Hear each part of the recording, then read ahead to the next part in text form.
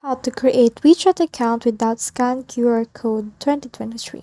Hi guys, so in this video I'll teach you how to create WeChat account without scan QR code 2023. So if you want to learn how it's done, just watch this video until the very end. It's just really quick and simple, so let's go. So to do that, let's head over again to your Play Store, and then from in there just download WeChat. Now once you have downloaded it, what you can do next is to open the app on your phone. So here's WeChat.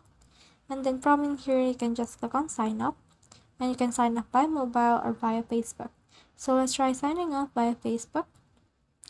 It will open our Facebook account, but you can also click and open this on Chrome.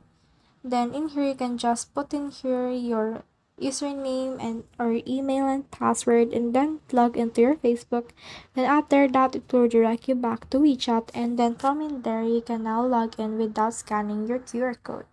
So that's the whole process. I hope this video helped you to create WeChat account without scan QR code.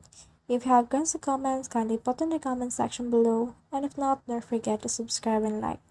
Thanks.